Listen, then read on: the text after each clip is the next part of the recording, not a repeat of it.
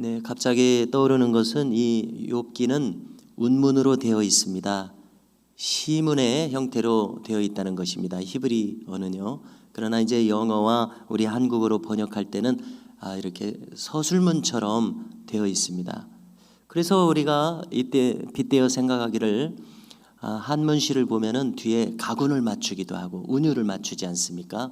그래서 방금 읽은 욥기도 이렇게 대꾸의 느낌이 드는 것을 알 수 있습니다.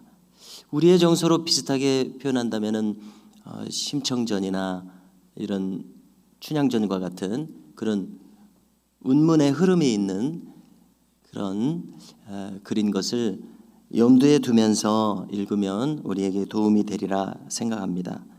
그래서 오늘 이 욥의 호소도 보면은 정말 이제 죽음만을 기다릴 수밖에 없는 이 지상에서의 희망의 끈은 다 끊어졌습니다. 친구들도 지금 친구들이 아니지 않습니까? 이러한 상황에 있는 욥의 지금 처절한 호소입니다. 그런데 우리가 읽으면서 그렇게 별로 처절한 느낌이 들지 않는 것은 시적으로 표현했기 때문인 것 같습니다. 욥은 지금 우리가 읽은 첫 절에서 땅아 내 피를 가리지 말라 이렇게 말합니다. 이거 무슨 뜻입니까? 이것은 자신이 지금 까닭없는 환난을 당하고 있지 않습니까? 그 고통을 가리지 말아서 하나님이 알아들으시게 해라. 하나님이 내 고통을 알아들으시게 해라. 이런 소리입니다. 자신의 억울함을 하나님께 호소하는 말입니다. 예수님도 비슷한 말씀을 하셨습니다. 의인 아벨의 피로부터 바랴게아의 아들 사가랴의 피까지 이 세대가 담당하리라. 이 세대, 예수님 십자가에 못 박고 억울한 일 지금 일으키는 세대 아닙니까? 이렇게 하나님 앞에서 사람들을 억울하게 만드는 사람들, 이 사람들에게 이 피가 돌아갈 것이다. 그 뜻이죠. 그들은 순교자들이었습니다. 순교는 어떤 의미입니까? 너무나도 옳은 사람들이지만 그런데 죽임을 당하는 사람들입니다. 그러니까 순교란 참으로 억울한 일입니다. 억울한 일의 대표적인 일이 순교입니다. 옳지만 의롭지만 죽임을 당한다. 그래서 아벨의 피가 땅에서 호소하고 있습니다. 그리고 결국 성경의 결론은 하나님은 이 억울함을 풀어주실 것이다. 신원하여 주신다. 그 원망, 억울함을 들어주신다. 알아주신다. 성경의 표현이죠. 계시록에 보면 순교자들이 말합니다. 우리의 피를 신원하여 주지 아니하시기를 어느 때까지 하시려나이까. 그래서 우리는 이제 상상으로 이 기도가 이루어지는 장면을 생각하면 하나님의 보좌 앞에 순교자들이 지금 올라가 있지 않습니까? 수천 년의 순교자들이 지금 이렇게 기도하고 있는 거예요. 하나님, 저희들의 억울함을 언제 풀어주시겠습니까? 언제 풀어지겠습니까? 심판날 꼭 이 억울함은 풀어질 것입니다. 왜냐하면 하나님은 옳은 분이시기 때문에, 공의로운 분이시기 때문에 마침내 모든 것을 바로잡으실 것을 우리의 믿음은 그것을 우리에게 알려주고 있습니다. 욥의 말의 요점은 이것입니다. 저를 신원하여 주소서, 저의 억울함을 풀어주소서. 하나님은 아시지 않습니까? 이렇게 욥이 최후에 호소할 곳은 하나님밖에 없었습니다. 그렇습니다. 이전 세대 믿음의 선배님들의 신앙생활의 모습을 떠올려 보면 교회에 와서 그렇게 기도하시지 않았습니까? 저희 어머니만 해도 성경 보따리 들쳐매고 밤에 교회 가서 기도하시는 거예요. 새벽에도 일어나서 보시면서 흥얼흥얼 기도하시고. 왜 그런 기도의 자리로 나아가야 됩니까? 이 세상 사는 것이 그렇게 녹록지가 않기 때문에 이 호소를 들으실 분은 하나님밖에 없는 것입니다. 남편이 살갑게 들어줬으면 남편한테 의지했겠죠. 그러나 의지처가 없기에 하나님께 나아가는 것입니다. 그래서 욥은 19절처럼 말하고 있습니다. 지금 나의 증인이 하늘에 계시고 나의 중보자가 높은 데 계시니라. 지금 욥의 상황을 보면 친구라고 하는 자들이 위로한답시고 와서 결국 조롱을 일삼고 있습니다. 결국 정죄를 일삼고 있습니다. 그래서 욥 자신은 지금 하나님을 향해서 억울함에 눈물이 흘러나올 지경인 것이죠. 공감해 주기만 했어도 욥은 큰 위로를 받았을 것입니다. 구구절절 설명해 주지 않아도 됩니다. 네가 이런 고난을 이런 이유 때문에 받고 있구나. 참 너 억울하겠다. 이렇게까지 말 안 해도 됩니다. 공감해 주기만 해도 위로를 받았을 것인데 공감해 주기는커녕 이 단순한 사실, 공감해 주면 된다는 이 단순한 사실을 모르는 자들이 바로 욥의 친구들이었습니다. 똑똑한만이 제일이라고 생각하는 것이야말로 또 다른 무지임을 우리는 알아야 되겠습니다. 이처럼 억울함을 가눌 길이 없는 욥은 마침내 하나님께서 나서셔서 자신을 친히 좀 변호해 주시라고 이야기하고 있는 맥락입니다. 21절처럼 사람과 하나님 사이에서 또 사람과 그 이웃 사이에서 중재해 주시도록 구합니다. 자신을 조롱하는 저 이웃들과 자신 사이에 하나님께서 담보물을 주십시오. 이런 표현을 하고 있습니다. 이거 무슨 뜻입니까? 담보물, 보증금 무슨 의미입니까? 계약을 했을 때 이 계약이 확실하다. 그것을 보증하는 그러한 의미죠.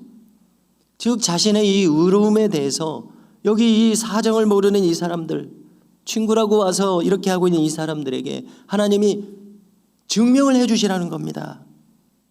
이게 옳지 않겠습니까? 하나님, 이 의미입니다. 억울함을 바로잡아 주시라는 뜻입니다. 그래서 욥은 친구들에 대해서 분명히 판단합니다. 이제 판단이 섰습니다. 4절입니다. 주께서 그들의 마음을 가리어 깨닫지 못하게 하셨사오니 그들을 높이지 마소서. 그들이 정당성을 가지지 못하게 해달라는 것입니다.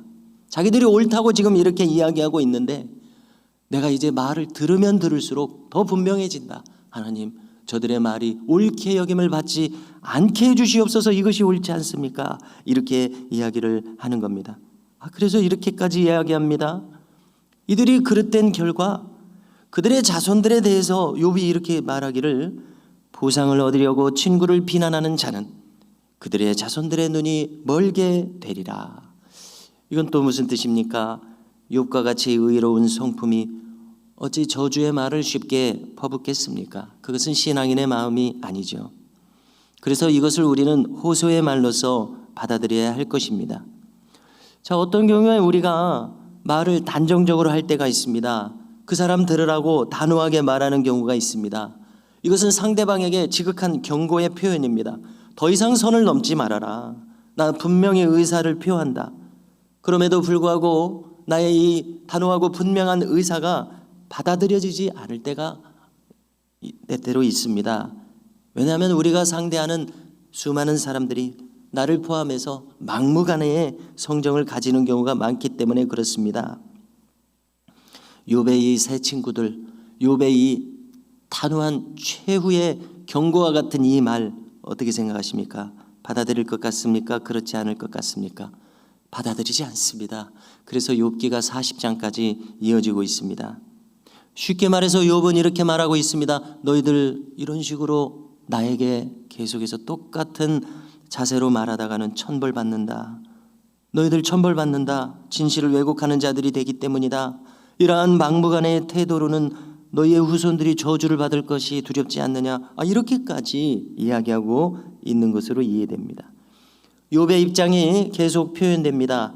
사람들의 조롱 때문에 욥의 고통이 더욱 가중되고 있다고 말합니다. 그래서 욥의 감정이 8절에서 나타납니다. 정직한 자는 이로 말미암아 놀라고 죄 없는 자는 경건하지 못한 자 때문에 분을 내나니 분통이 터진다는 것입니다. 여기서 경건치 못한 자는 욥의 친구들을 가리키고 있는 것이죠. 이처럼 욥은 분명한 입장을 가졌습니다. 그래, 이제 확실해졌다. 이 친구들은 정말 번지수를 잘못 찾고 있다. 이들의 심성이 정말 그릇되었다. 이 상황도 헤아리지 못하고 정죄를 일삼는 것은 이것은 진정한 신앙인들의 모습이 아니다. 정말로 하나님께 돌아와야 할 이들은 바로 이 자들이다. 욥은 이렇게 생각하고 있다고 판단됩니다. 그들은 밤을 낮이라고 우기고 있습니다. 빛을 보고 어둡다고 말하고 있습니다. 가련한 자들은 그들이라고 욥은 말하고 있습니다. 이렇게 말하면서도 욥의 고통은 욥을 또 무슨 말을 하게 합니까? 13절 이하에서의 내용을 보니까 욥은 죽음만이 이 고통에서 자신을 벗어나게 해줄 것이다. 이렇게 말하고 있습니다. 이 극심한 환난이 끝나는 길은 오직 죽음밖에 없겠구나. 이렇게 생각할 정도입니다.